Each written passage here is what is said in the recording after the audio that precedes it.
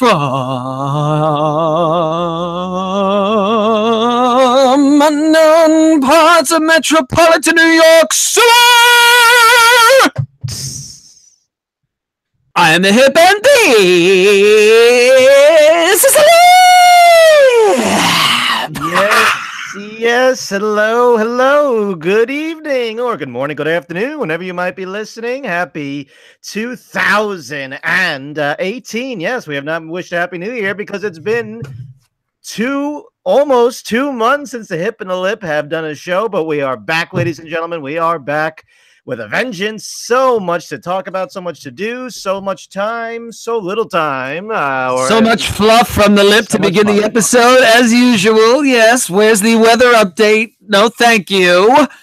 We are a New York sports podcast, and look, we have a Super Bowl game coming up in 2 Sundays, a big Pro Bowl game coming up in Florida this coming weekend. I can't wait. Oh my God, what's the line? We're all pining for, the one we've all been looking forward to. Indeed. Yes, but look, we have to talk about one close playoff game, one blowout playoff game, the AFC NFC Championship weekend. We have an AFC representative in the Super Bowl that obviously nobody expected to be there again and again and again and again and again. And let's 10 for the Pats for the Pat franchise. Indeed, and look, we'll get to some football giants. Hall of Fame players were elected in this evening, and touch upon some NHL hockey and some little fun games at the end. So away we go, Mr. Lip, the New England Patriots. Yes, indeed. But there's a but. But let me ask you a question before we get to the playoffs and all that. What is the most incredible development since Hip and the Lip's last show, other than Mike Francesa retiring? Can you tell me the most incredible development since we last aired?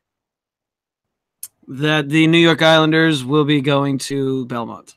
Oh, that's amazing, too. But no, actually, see, here on Hip and the Lip, we have tried to refrain from using naughty language. But thanks to our president, we are now allowed to use the word shithole. Oh, yes, that word has gone mainstream, ladies and gentlemen.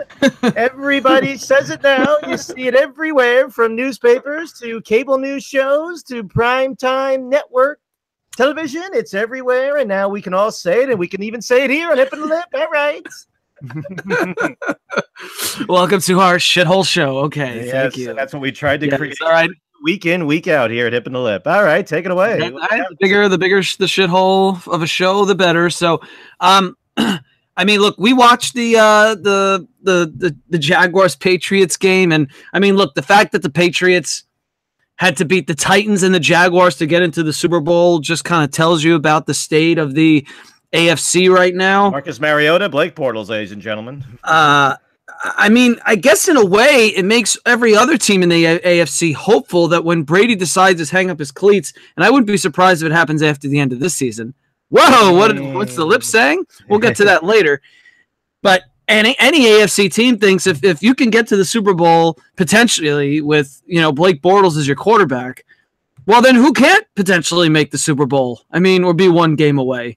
So New York Jets fans actually could be hopeful, be optimistic. Jets fans, here comes Josh Allen. So look, I don't think anybody really thought the Patriots were in a big hole that they couldn't come back from. A home game, the Jaguars let up a shithole of points in Pittsburgh, and even with Rob Gronkowski being concussed, it didn't matter at the end of the day. And ooh la la, the Empire State Building was in the Patriots and Eagles colors on the conclusion of the 2 games last Sunday. Isn't that exciting? So New York was lighting up in Boston and Philly colors. Yes, that's exactly what we as New Yorkers love to see, right? A shithole of a Super Bowl indeed, as we get to see the Boston team against the Philadelphia team, which we have seen before. We did see it all the way back in 2004, but that was before the Patriots were officially the evil empire as they have become. But Donovan McNabb and company. yes, indeed. And Terrell Owens, who had a fantastic game, making 11 catches on basically one leg. That was, and it was an okay game. The Donovan McNabb got sleepy at the end of the game there, as did everybody else on the Philadelphia sideline, but that's okay. And that was Super Bowl number 3 for Brady and Belichick, when everybody thought they would win every single year. And remember, folks, after that one, they had to wait all the way to 2015 before they eventually won again. And then, of course, last year, indeed. But not exactly a Super Bowl that I am excited for. I'm sure that this is not going to do record ratings. There were a few things, though, I wanted to get in the Jags-Pats game before we have a huge comprehensive breakdown of the Vikings Philadelphia Eagles NFC Championship game, which was just so compelling. Oh, my God. One of the things that you heard after the game was the disparity in penalties, 6-1. 90 whatever yards for the Jaguars, only 10 yards for the Patriots. And I went back and I looked at it, and there was a play, 2017 Jaguars, 6.5 minutes to go. They have a 3rd and 9 from around their own 40-yard line. Mercedes Cadillac Lewis, who had quite a touchdown pass in this game. Isn't that correct? Yes. On 3rd and 9, he was the intended target of Blake Bortles, and he was absolutely mugged. And you see him after the play, the ball drops incomplete. You see Lewis throwing his arms up in a very demonstrative way, like, where's the penalty? I'm Mercedes Lewis. I never do this. I'm actually doing it. Must have been a penalty. And if you watch the replay, there absolutely was. Patrick Chung, the safety, grabbed him multiple times, had his jersey like in a good solid yank.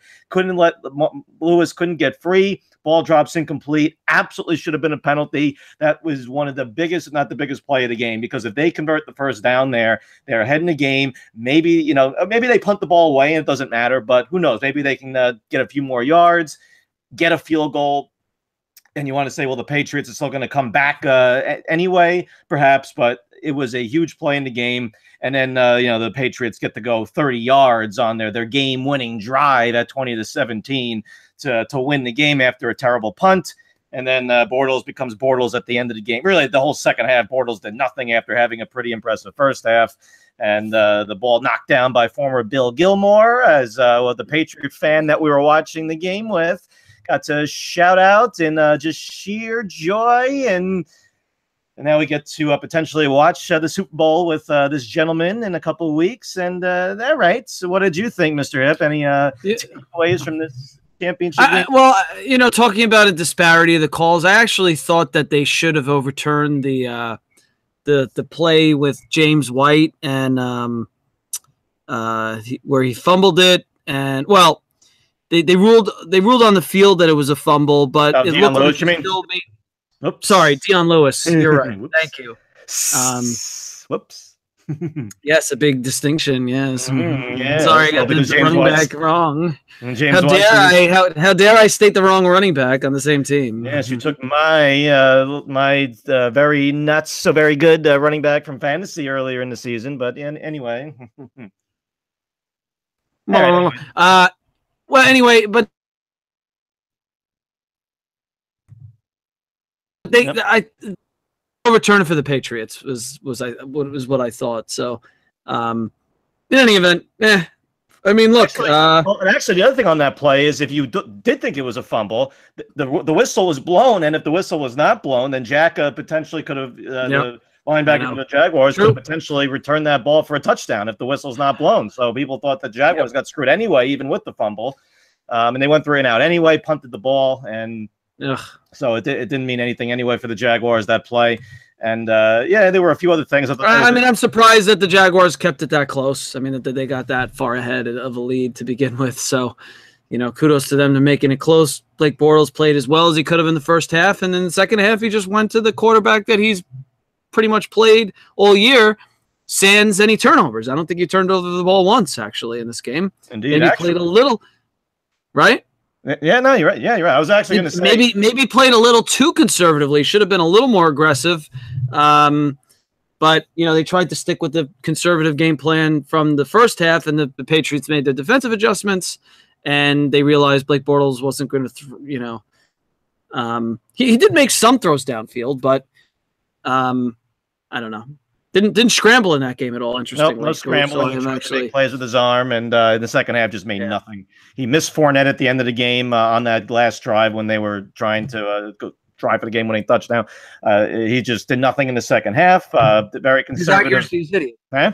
He doesn't hit receivers in stride. I mean, he just very inaccurate throw of the football. And you know, he played well in the first half. 55 seconds ago in the first half, there were questions as to whether or not Doug Marrone should have had his quarterback at least attempt a couple of throws, maybe see if they can move the ball a bit, get in the field goal range. He decided to take a knee, run the half out. People were being critical of that move. I'm not going to go crazy over that. I'm not going to go crazy over the officials either. I thought there was a bad pass interference call that the Patriots were the beneficiaries of in the first half that led to a touchdown. But hey, you know, that was right before the half. But hey, what are you going to do? And I mean, ultimately, the Patriots are back to where they belong, as they seem to be now. They've been now 8 times in the Belichick-Brady era. Just absolutely phenomenal accomplishment for that team, for that combination, for, you know, the whole franchise organization. And now we just get to move on to our Super Bowl look ahead, since there's nothing to talk about the NFC Championship game. If you're 25 years old and you grew up in the Boston area, I mean, God, you've been able to enjoy. It's like spoiled. When the Patriots, when they finally do, you know, when finally this era comes to an end and they're just an average team, it's gonna be like unfathomable to those fans that have just had this team in the thick of it every year in and year out since Brady took over for Bledsoe. Actually, I had a few numbers that I wanted to throw at everybody. I was looking at an ESPN article, but they had a couple good ones that I picked out. So 20 now in the Brady Belichick era, they have 27 playoff victories. The next highest combo for a coaching quarterback is 14. Chuck Noll and Terry Bradshaw. 27 for Brady and Belichick. Oh, and they have now been in 15% of all Super Bowls. So 52 Super Bowls, 15% have featured Brady and Belichick. So there you go. So how many losses does Brady have in the playoffs? How many years did they? I think he has 9. I think he has 9 playoff losses. Wow. Yep. Wow. 68 career playoff TD passes for Tom Brady. Next closest is Joe Montana with 45. And now, like I said earlier, 10 Super Bowls for this Pat franchise. And another interesting stat that's not playoffs, but do you want to guess how many times the Patriots have lost back-to-back games since 2003? Think about it. The Cleveland Browns are 1-31 or what in their last 2 years. You want to guess how many times the New England Patriots have lost back-to-back games since 2003? Take a guess. It's 2003, the year that Brady took over for Bledsoe. Had to be right around then. It was 2001, so that was the first Super Bowl was in 2001. Okay.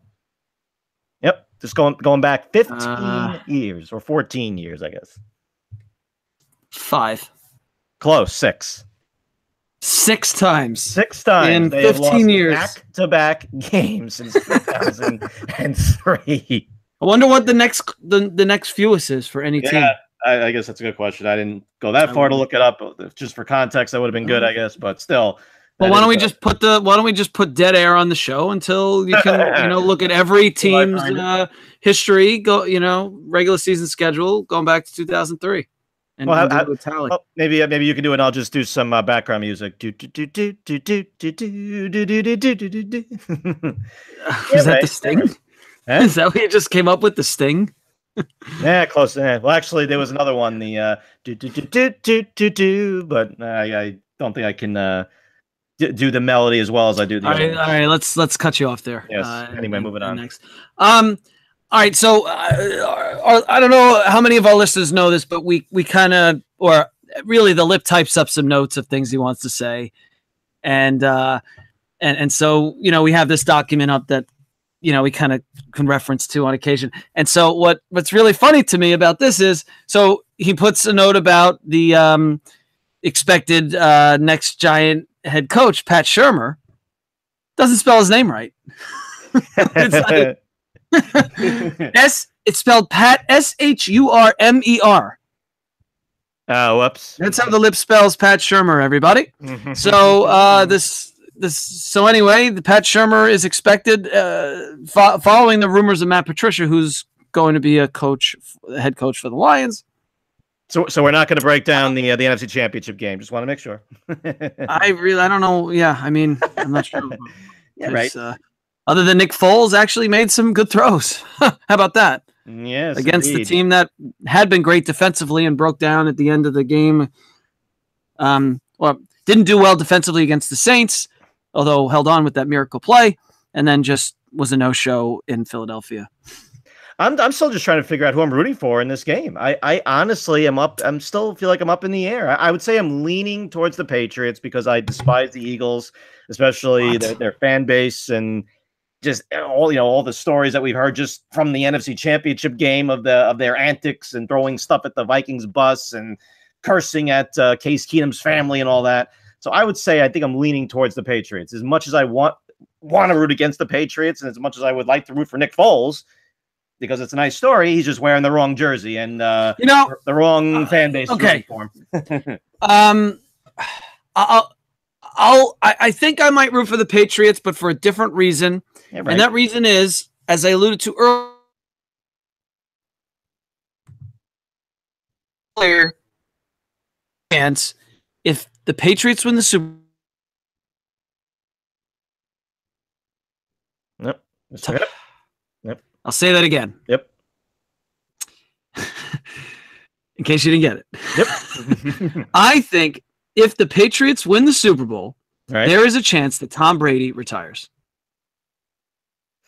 I don't think it's that far-fetched. I don't think he gives a damn about going out on top. I don't think he cares. I think he wants to play. I mean, everything we hear about him, just his workout routine and his whole health plan and everything. I mean, he wants to play till he's 45, maybe longer if he can physically withstand it.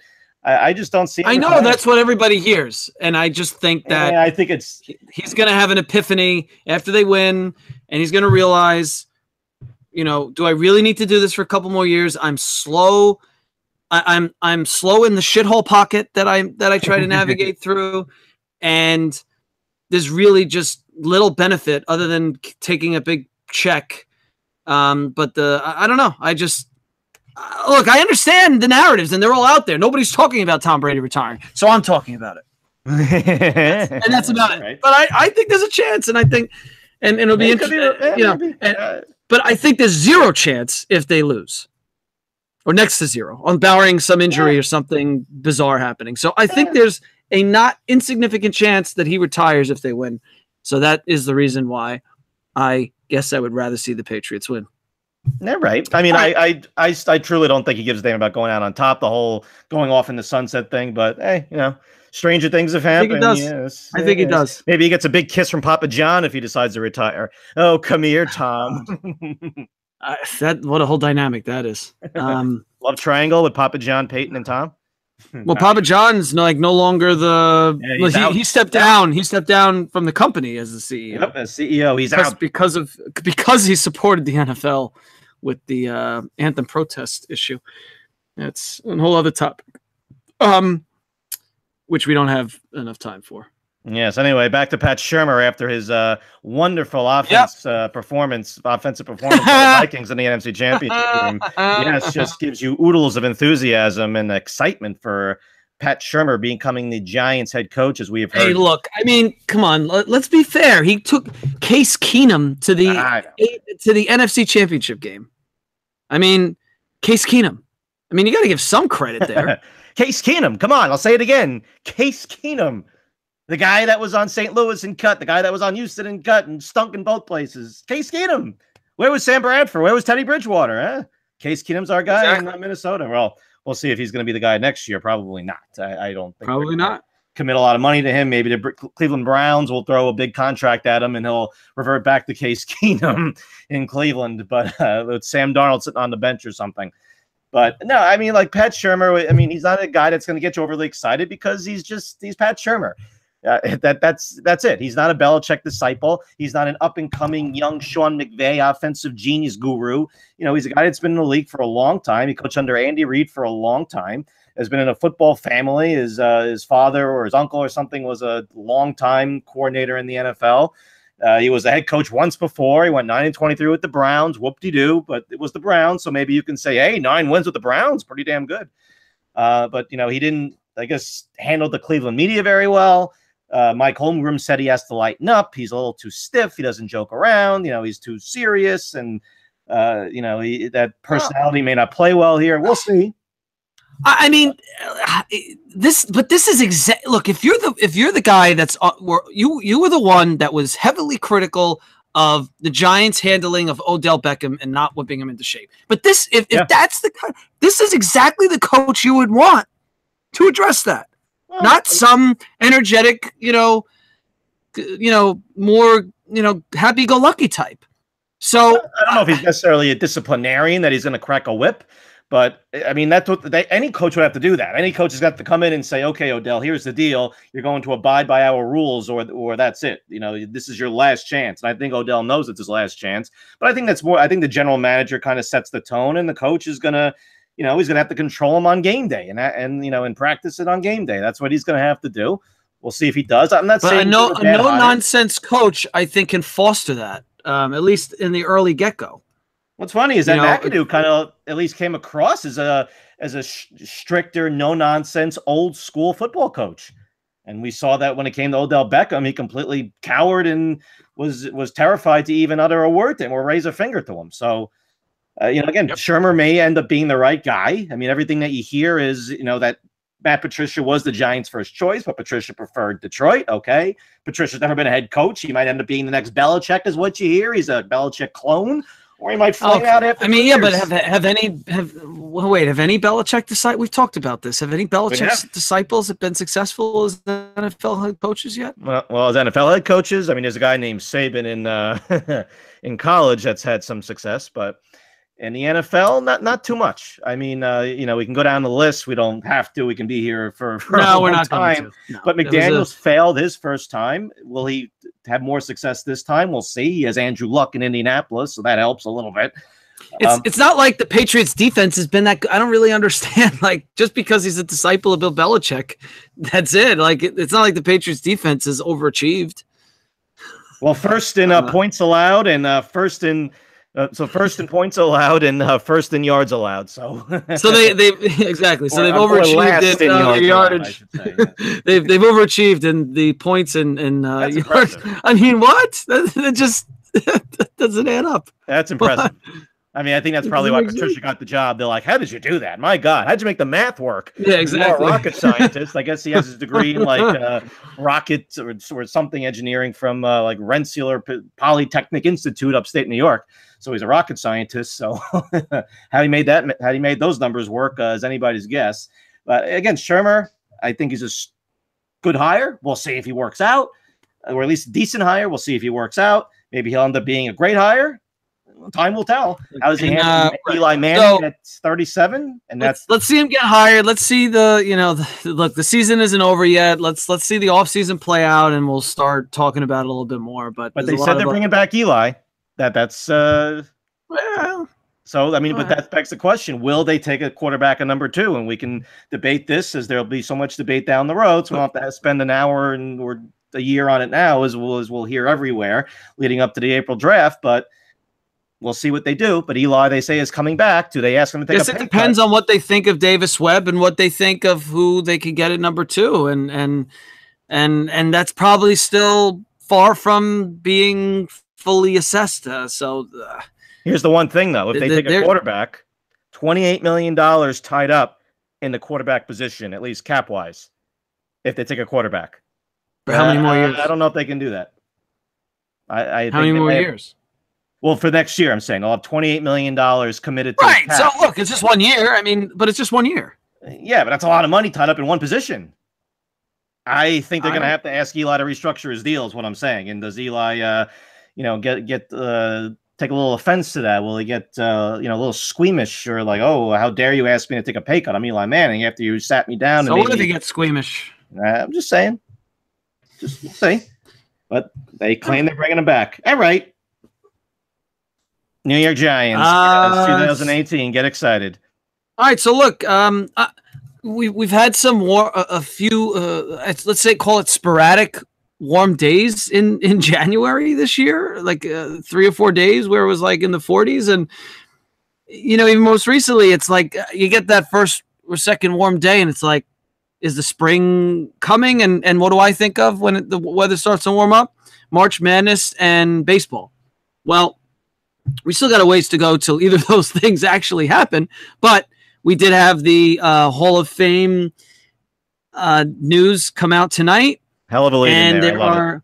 There are couple warm days. Baseball Hall of Fame vote. That's right. So there are 4 new MLB Hall of Fame inductees: Chipper Jones, Vladimir Guerrero, Jim Thome, and Trevor Hoffman.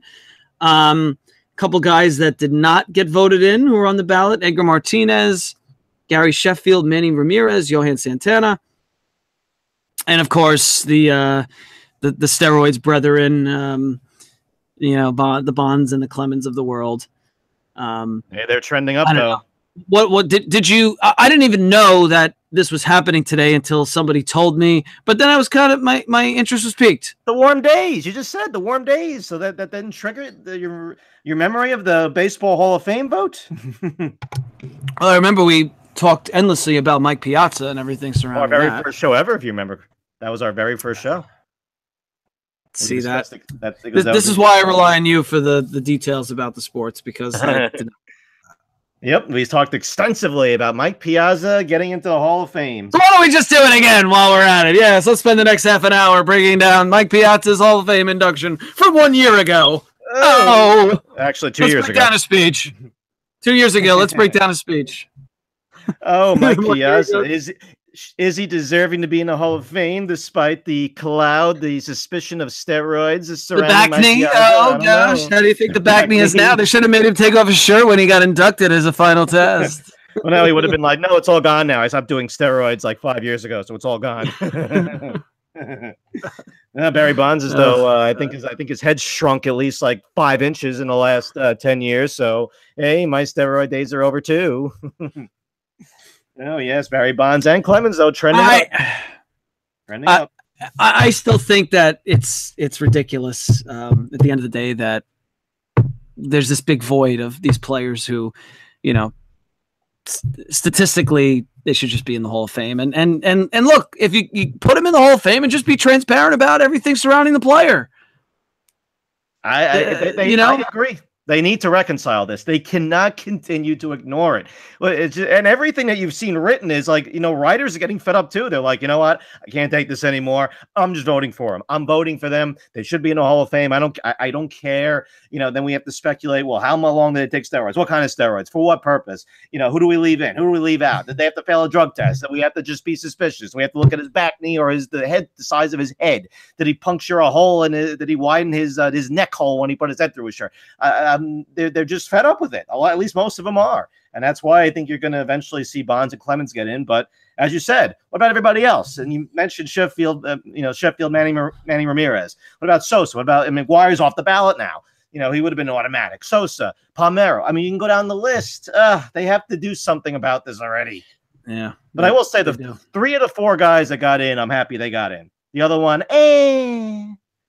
So Trevor Hoffman is the all the same. Hoffman. Oh no, what are you talking about? He's the best closer of all time. Oh no, I'm sorry. That's right. The other guy, that Mo guy, who will be eligible next year, I believe. Isn't that right? Will be the best closer in the Hall of Fame as soon as he gets voted in with like 98% or whatever he's going to get. Hoffman. Was he the one that you Yeah. He was the one.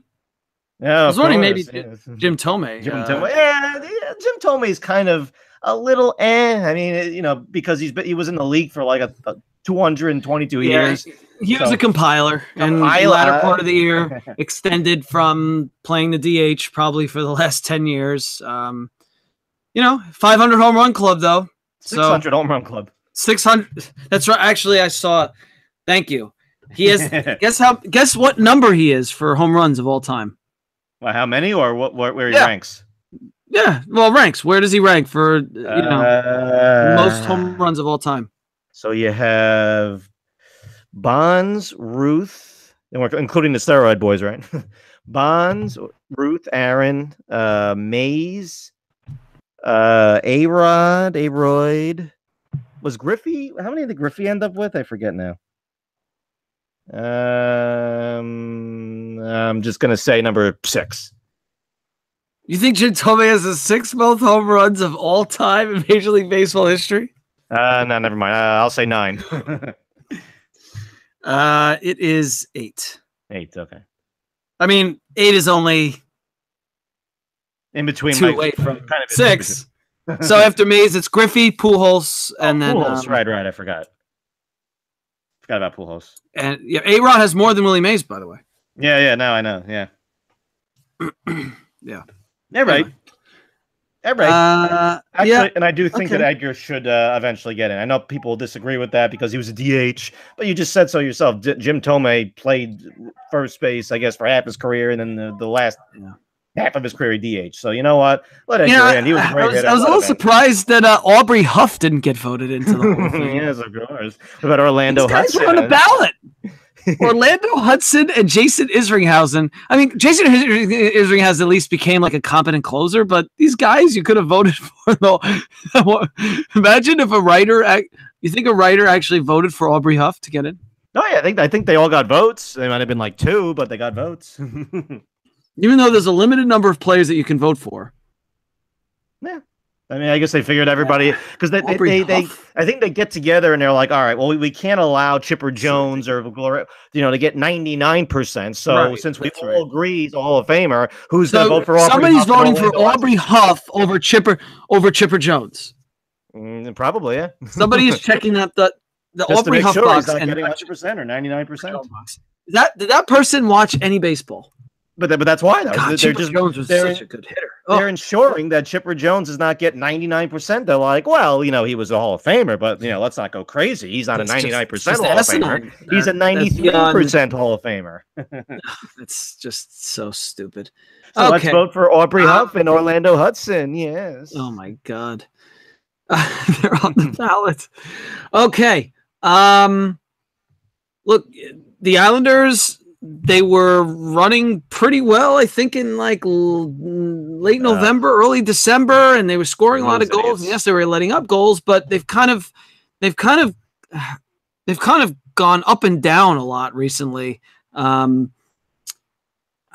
Just give us the high level blue sky view of the Islanders right now as they are in the thick of a playoff race.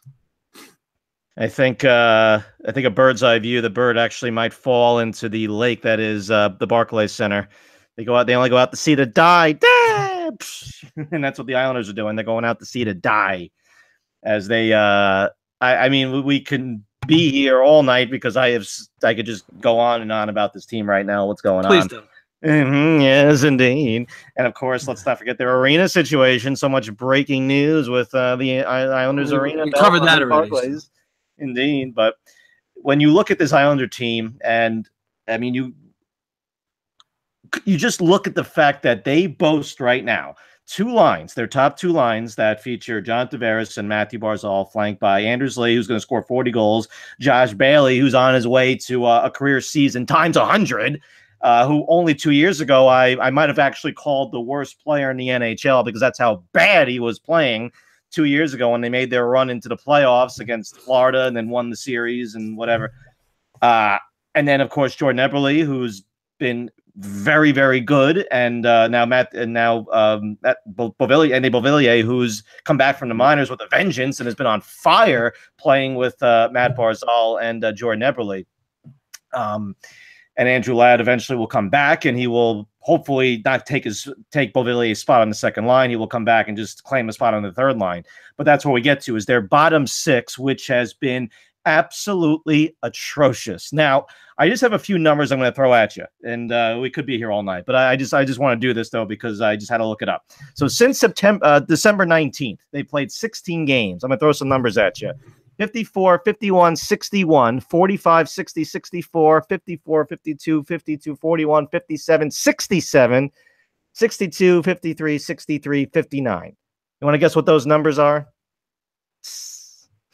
And I have our listeners guess as well. Guess along. Something to do with the number of. I don't know. I'm trying to think of something funny. I don't. Come on. Something to do with shots. Come on, let's go. All right. Yes. So, yes, indeed. No, it's not shots on goal, even though you would think that every game they're giving up like 50-plus shots. That was only one game against Montreal. Those are shot attempts against since December 19th, which, again, 16 games. They've been out-attempted in every game except for 2 games. In the Ranger game, they were tied, and they won that game 7-2. They were actually one of the better possession teams in the league in the first, 2 months of the year. They are now ranked 21st out of 31 teams in the league. The Rangers actually are last, if you can believe it or not.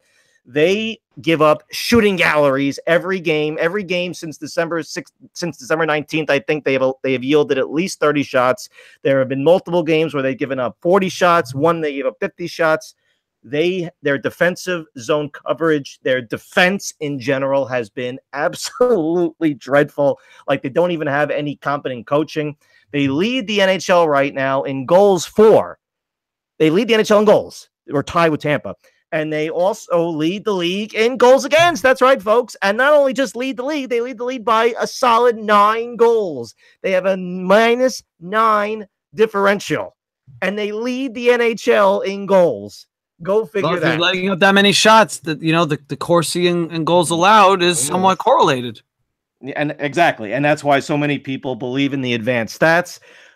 Shots attempts aside, the Islanders right now are able to score goals. I mean, they've gone through a couple dry spells this year, but when you boast an offense that has players on the top 2 lines that I just mentioned, and we'll get back to Barzal in a second, who has been beyond all-star level, and you boast a bottom 9 that features names like Alan Quine and Shane Prince and Tanner Fritz and Cal Clutterbuck and Jason Chimera, guys that are all beyond worthless, that give you absolutely nothing. I mean, Clutterbuck's been a little bit better, and you can get by with him as a 4th-line right winger. That's fine. But when you have a guy in Joshua Ho-Sang, I mean, this time last year, we were clamoring for him to come up. Eventually, he was brought up, and he played very, very well. He made the team out of camp this year, has been bounced around, has been sent back to the minors twice, currently is rotting in the minor leagues. And you're going to have 2 different schools of thought. You still have people that believe that Joshua Ho-Sang should be there. I am not in that camp.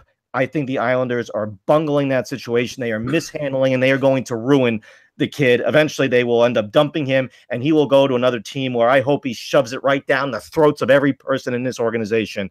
And I haven't mentioned the name Garth Snow yet, but why are they keeping him down there? So, I mean, he was sent down for really unknown reasons. Path of least resistance, which is a philosophy that the Islanders embrace, since if you have to put a guy like Alan Quine on waivers, God forbid you do that, because someone may not claim him, and then we just dump it back in the minors. But hey, we don't want to risk somebody claiming him, even though he might be the worst player in the NHL right now, Alan Quine. But because he's such a big goal scorer. How many goals has he scored in his last 18 games? Yes. How many, Jim? Well, that would be a big fat 0. Yeah, 0 goals in 18 games. They're going to be rushing to the waiver wire. Alan Quine. Sorry, Alan. Yeah, sorry, Alan. No, back to the minors you go. Or every team will be lining up to claim him. And Ho-Sang, though, they just give you the same stupid, vague, nonsense platitudes that we've heard from them ever since he's been brought up here. He's immature. He's immature. He's immature. Oh, what does that mean? Oh, it just means he's immature. Really? He's 22 years old and he's immature. Go figure. Oh, you mean he'll turn the puck over every now and again? Oh, my God. Let's banish him to Siberia. And you hear about accountability with this team. You've heard that word used by the coach Doug Weight a few times recently, but it's only accountability for your young players that you can just label as immature and dump in the minors and not have to risk anybody claiming them off the waiver wire. Again, path of least resistance when it comes to the New York Islanders. Alan Quine, like you said, 0 goals in 18 games. Shane Prince, 1 goal and 2 points in 12 games. Brock Nelson has 1 goal in his last 19 games. Jason Chimera has 2 goals on the season, and he has a grand total of 9 points in 49 games. He's played in 27 more games than Joshua Ho-Sang, and he has 3 less points than Joshua Ho-Sang. Jason Chimera is a black hole right now. He's actually competing with Alan Quine for who's the worst player in the NHL. It is criminal what Garth Snow is doing or what he's not doing. You haven't heard from him. He never talks because he has to hide. He's in hibernation. He's in witness protection. Who the hell knows? He's getting his next cheeseburger. Maybe he's sharing cheeseburgers with our president. Who knows? What's Jack Capuano doing? He's still assistant coach in Florida. All right. He's having a high-o time. Actually, now Florida stinks, so he's not having a high-o time. Well, look, so and what's funny is that, most of these guys will probably no longer be on the team when they finally play in Belmont, because and that might also just be like 17 years from now. Too. Oh, yeah. I mean, they'll all be gone. It'll be like 17 years from now when they actually have a game there. So looking forward to that. Indeed. Now, actually, no, who knows? Maybe, maybe 44-year-old Alan Quine might still be on the team. He could still, he's a veteran presence. Come on. He's such a strong locker room presence. And our new hotshot rookie, maybe John Tavares Jr., he's hanging out in Alan Quine's basement, like Matthew Barzal, hanging out and living in Dennis Seidenberg's basement. That's why we can't cut Seidenberg. Come on. He's so invaluable to our team and to the locker room. And he's letting Matthew Barzal play his Xbox in his basement. We can't possibly get rid of the amazing Dennis Seidenberg. I know they've let up a lot of attempts, but it just feels like the goaltending hasn't been at the same level this year. It has not been good. Grice is, I would say Grice actually is probably the worst goalie in the NHL. So if they have the worst left winger in the NHL and Jason Chimera, the worst center, right, whatever you want to call Alan Quine, Islanders probably also have the worst goaltender in the NHL in Grice. He has been atrocious. Halak at least has played better. Halak, his even strength save percentage of like non-high danger area opportunities or something is like 5th in the league or something. So he's actually gotten better. His rebound control still stinks, but whatever. I think you can live with Halak right now. They need a backup goalie or someone that they can tandem with him. In other words, he's not letting up soft goals. He always seems to have a Halak special. Like he still will let in a soft goal that'll make you want to rip your hair out every now and again. Special sounds like a good thing of like that it's like some kind of climax for the lip. Yeah, special. Halak special. Well, that's whenever Islander fan climaxes is when they see the Halak special. There's been several of those this year, especially earlier in the year. But he's been better. He's gotten better, and I think you can live with him for right now. The Islanders need to trade. It's very simple for Garth Snow. Hey, Garth, put down the cheeseburger. It's very simple. All you have to do is go trade a couple of draft picks and a prospect for Derek Brassard from Ottawa. They're looking to dump him. You long-term IR Nikolai Kulemin. You wait for Ladd to come back. Should be back in you figure a week or so. At least, they're very tight-lipped, but that's my guess. So a week and a half. You bring back up Joshua Ho-Sang, put him at right wing, and all of a sudden you have a competent third line. Oh my God. What did I just do, Garth Snow? Did I just give you a very easy blueprint to improve at least one of your lines? And then maybe you can dump Nelson in that trade too, since he's useless right now. And then you roll with your fourth line, at least for right now, and maybe you bring another depth guy in. Maybe go out and get Benoit Pouliot from the Sabres, or go out and get Gustav Nyquist from Detroit. Oh my God, Garth. Oh no, I can't do that. You do nothing. Well, we'll see. Maybe. Who is finally feeling some heat as he has gotten absolutely. Even the most ardent Garth apologists are coming out against him. Guys that have always defended him, they're finally turning on him and saying, you know what? It is a dereliction of duty. Garth Snow. All right. Well, Hip and the Lip is back, so I'm sure that we'll see the change implemented immediately. Yes, obviously. But how about Matthew Barzal, though? I mean, how often do you climax and uptuck watching that guy? Yes. I legitimately, he is. I just keep thinking about how he committed a penalty while he was coming out of the penalty box. That's all I think about Matthew Barzal. Was that his first game? That was his first career game, right? I think it was. He played 2 games last year. I don't remember if it was his first or second. It was one of them, and I remember how excited I was, and I'll never erase that from my memory. Matthew Barzal. No, I think it was the second game because that's when he was banished back to juniors. It was right after that game where he was benched he was scratched for the next like 10 games or whatever many, and then bumped back in juniors. And they'll be like, "Oh, the Islanders did such a great job with Barzal putting him back in juniors." You know what? He probably would have been this good last year. That's how insanely talented this guy is. He is going to be a special. He already is a special player. You even heard Max Pacioretty call him the best skater in the league. Max Pacioretty, who's had some success in the NHL, called him the best skater in the league. I mean, well, we better give stock to Max Pacioretty's claim. Yes. God.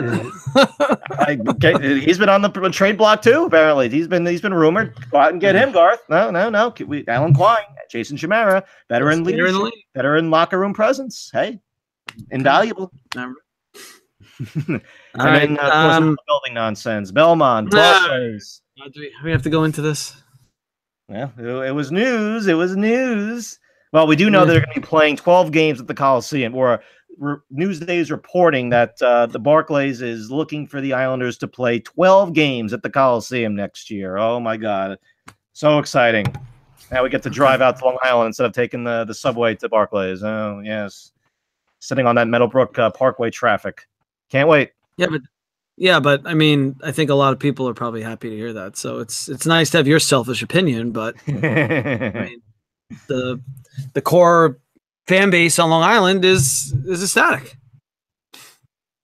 Well, fine, but the place holds like 12 people, and the bathroom lines apparently are actually even worse than they were. The bathroom situation is going to be even worse than it was in the old Coliseum. Which the situation at Barclays, at least on the upper level, which is where we usually are, is also worse than the Coliseum. They're going to sell out, and the people are going to go, and so it doesn't matter, right? Yeah, but me and you selfishly are going to miss the abundance of bitter hipster bars that feature such amazing. Why? Because they're having. It's not like they're having 40 games there. It'll 12. Be split 50-50 after next year. So next year they're saying 12. And then the next 2 years before the Belmont is ready, of course, like you said, maybe 17 years. Do you go to 20 games? Even if you went, you don't even go. You wouldn't even go to all the games anyway. I'm just saying. I mean, I just laugh at the whole situation because it's so ridiculous. Plus, but you're not laughing. You're bitching. You're not laughing. I mean, you're right. I am bitching, but I'm also laughing because it's just so ridiculous. And now maybe it gives John Tavares one more reason to go.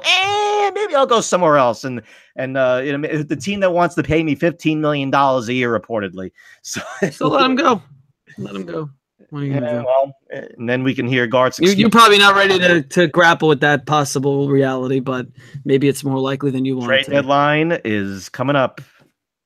A little over a month. Trade deadline. All right, Lip. What is your let's hear it. Hipster moment of Zenith. Yes, indeed. So I actually have 3 for you this week, and actually they're kind of H. So Jimmy G, you know that guy, Jimmy G. Who could I possibly be referring to? Jimmy G. Jimmy Garoppolo. Oh yes, that guy. The guy that everybody was so worried that the Patriots traded him away when Tom Brady's little paper cut on his hand. Oh, it was such a big news story. Yes. Oh, we saw how much of an effect it had on him last week. Indeed. Jimmy G, Jimmy Garoppolo. Why am I keep saying his name over and over? Who cares? He's on the 49ers. Well, interestingly, the guy that you followed, our Twitter handle that you followed on the Twitters, your old CPA buddy, what's his name? Rapola, what's his name? Yeah, Robert Raiola. Sure. Robert Raiola. Always has a lot of H tidbits, and one that I thought was very H that he just had. I don't know if you did see it or if this is going to be no surprise for you as well. So because of the fact that Jimmy Garoppolo played 8 games for the New England Patriots this year and did not finish the season on an AFC team, he is going to get game checks for both the AFC championship game, well, every playoff game, through the Super Bowl. So every playoff game, the divisional round, the AFC championship, and the Super Bowl. And get this, because of the fact that he will not be earning his game check by, I guess, and you can correct me if I'm not saying this right, because he's not working or performing duties to get his game check in the state of Minnesota, he is not going to incur any state income tax. Ergo, he will be getting paid more money than Tom Brady for the Patriots Super Bowl appearance and potentially win in the Super Bowl. Why is he not paying any state income tax? Is he a resident of a non-income tax state? That's what he's because I guess he's not working in the state, so he's not going to be taxed for that state's income tax. I guess. But if he right, okay, but if he lives in a state with an income tax, then that state will tax it. So presumably he must live in a state that doesn't have a state income tax. Well, I guess he's only going to be incurring that state income tax as opposed to getting taxed on wherever he lives. So where any player lives, plus Minnesota's income. No, you don't pay both taxes. You don't pay double the tax. Okay. Well, I mean, he made a credit saying that Jimmy Garoppolo will be making more money than Tom Brady. I'm not trying to rain on the parade here. I think it's very. But why does he get a check for the NFC?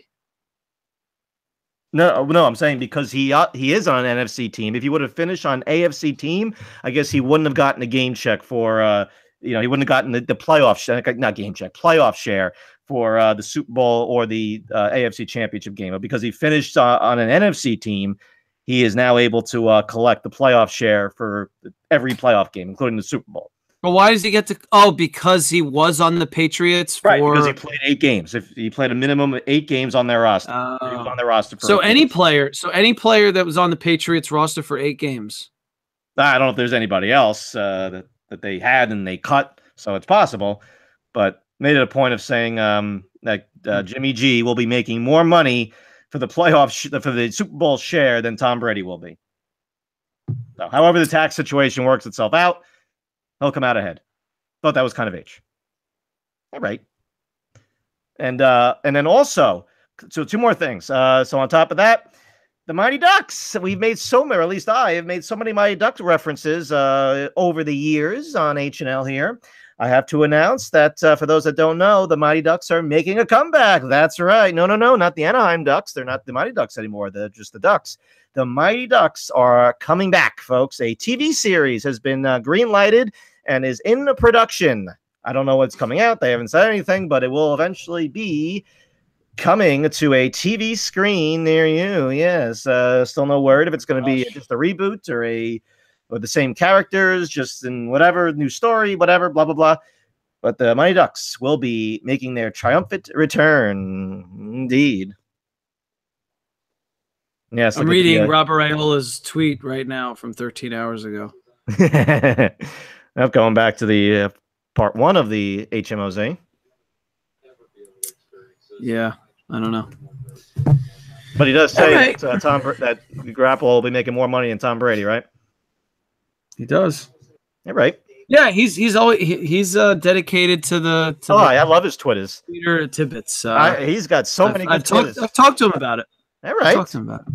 All right. Yeah, I've had lunch with him. I know you did. I know you said. I'm glad you followed him. He's got so many interesting. I'm so glad. Yes. Yeah. I don't check Twitter nearly as much as I used to now. Yes, and you're missing my Twitters then. And then one more. I got one more before we move on. It actually is a good segue to the hipster beer of the week. So I actually stumbled upon this just a little while ago. So this date, January 24th, 1935. Guess what happened on this date in 1935? Beer was put in a can. Oh, how'd you know? I just randomly guessed. Oh, really? Okay. I guess because I said the perfect segue, and but you are correct. Canned beer makes its debut on this day in 1935. The Gottfried Kruger Brewing Company, I'm sure they had massive lines for their can releases, delivered 2,000 cans of Kruger's finest beer and Kruger's Cream Ale to faithful Kruger drinkers in Richmond, Virginia. 91% of the drinkers approved of the canned beer, and they approved more in further production. Yeah, right. All right. So how about that? I wonder how much that lagged like soda in a can. Soda in a can. I mean, bottles. Well, I don't know. Well, it did. I just don't know if they put it in cans. It might have been still in bottles at that point. Right. I know. Yeah. I'm wondering like which came first. I think probably beer in a can was before soda in a can. Maybe it did. And now today, canned beer accounts for approximately half of the $20 billion U.S. beer industry. Ooh, how about that? Surprised it's not more than that. Yeah. Well, that canned beer should account for more than half. Nice. Yeah. Yeah. All right. A lot more. Well, on that note, that shall take us from the HMOZ to the most anticipated moment of the day, everybody's favorite, yours and mine, of course. That would be the Hipster Beer of the Week, and either reflect on the last thing I said or just get right into it, Mr. Hip. Well, one thing we could both say is, even though there's been a roughly 2-month hiatus, the Hipster Beer check-ins have not stopped on either part. Oh, and nevertheless, I am now we're gonna have to do something for the 1000th check-in. We still have a ways to go. I'm still 61 away. Oh my God. But in the since the last episode, I mean, I think I've, out of those 939, I probably have like 4 beers that I rated a 5, maybe 4. I don't think it's more than that. But one of those 4 was checked in. One of those 4 was checked in since the last show. So I think that made it easy to share with you this episode's Hipster Beer of the Week. It comes courtesy of what we would say now a regular of the Hipster Beer of the Week, Magnify Brewing, based in Fairfield, New Jersey, and I did go to the brewery since our last show as well, and purchased several cans. At my, they regularly release on now Wednesdays, and the cans often last for a couple of days, which is a breath of fresh air compared to some other places that sell in sell out in 30 seconds.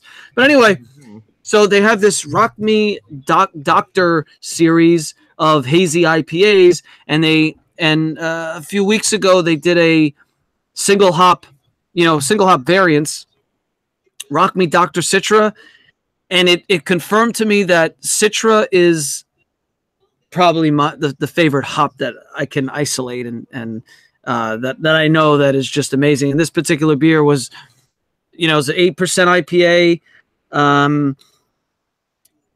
They say that they brewed it with lots of oats and hopped it exclusively with an endless amount of Citra. Well, it's just one of those beers that is so keeps going and going, so smooth, and it almost felt like it was quenching your thirst, even though we know beer does not do that. But that's how it felt when were you going when consuming after every sip. Yes. It was just that enjoyable, no bitterness at all. So one of only 4 that has earned the prestigious 5 rating. Is it only? I think it might be only 4 beers that I've given a 4, given a 5 out of 5. 939, only 4, and this is one. Oh, look at that. In fairness, there's a lot of 4.5s, a lot of 4.5s, a decent number of 4.75s, but yeah, I think it's only 4 5.0s. I'm sure everybody's wondering, what makes a perfect 5 beer? What makes a perfect beer? Well, you got to look at the ones that I've had, and maybe just answer the question. If the beer is quenching your thirst, there's your answer. You got a perfect 5 there, everybody. Maybe. Exactly. Yes. All right. All right. Like drinking like a Bud Light. Oh, I feel so parched. Oh, after drinking that Bud Light, or after drinking that Milwaukee's Best. I wonder what the folks of Richmond, Virginia thought after they drank a nice Kruger's Finest beer back in 1935. Oh, it's so refreshing. Oh. Yeah, right. Well, we're back in the mix here, and will there not be a Super Bowl preview show? Well, it's not like anybody else will be analyzing the game, so maybe we just have to. Yes, maybe we'll have as much fun as we did recapping his last. Probably not. I mean, last year was an epic game where we just had so much to yell and scream about. So maybe we'll come close though. Unless Nick Foles, the pumpkin return, the clock strikes midnight, he turns back into a pumpkin just like Case Keenum did, and Tom Brady will throw 5 touchdown passes and they'll win 42-10. we can just come on the next day and go, all right, that was a shitty game. Next. Let's get some warm weather for some college basketball and some baseballs. That's and the Islanders. You want to break down the Michigan Wolverines college basketball season? Take it away. Yes, let's do it. Mr. Moritz Wagner, just keep watching. We just keep watching them. Hey, look, they were ranked. I think they may have fallen out because they had a bad loss in Nebraska, but they're like a top 25-ish team though. They beat the Spartans, who are top 5. They're a relevant squad this year. They can make a run. Yeah, right. Oh, actually, they play Purdue tomorrow. Oh, that's going to be a good game. It is wise. Purdue's 3rd in the country, so it's in Purdue. What? Yeah. Oh. Purdue. So this game. So that I'm glad you asked. Now I have something to look forward to watching tomorrow night, 7:00. Right. Michigan going to Indiana. I'm guessing an ESPN game. ESPN game. Will Mr. Dick be present? Oh, yeah. I don't think so. You think he will be? What, Mr. Tom? No, Dick Vitale. Oh, that guy. Yeah. I guess maybe. No, you sound like Tony Romo a little bit. And it's a fumble, but Take it easy there, Tony. Take it easy. They'll replay it. They'll determine if it was a fumble. No, we don't. Stop. No, don't take it easy. We want more. Is it a CBS game for the Super Bowl? Unfortunately, no. NBC. Man. Yep. Collinsworth and his RPO. Oh, he had the good old Al Michaels. RPO. Here come the RPOs again. Oh, another RPO. Another RPO. Run pass option. Are they going to run or pass? Maybe they'll pass. Oh, and that was a run. Definitely RPO with Nick Foles. No, there'll be lots of RPO with Nick Foles. None of that with Tom. Tom Brady. All right. Michigan checking back in. Tell former Michigan defensive end Brandon Graham to get his ass in the backfield and take down Tom. Get his ass. Yeah. Yep, especially his ass. Let's get it back there. Well, his ass lives in the Giants' backfield, so maybe you can make it. All right. Yes, because courtesy of Eric Flowers. All right. I think he was okay. He wasn't that terrible. He was. I think Dave is going to get rid of him. All right. All right, signing out. Coming back, and I hope we'll see you next time. All right. See you for the next Slurperlific.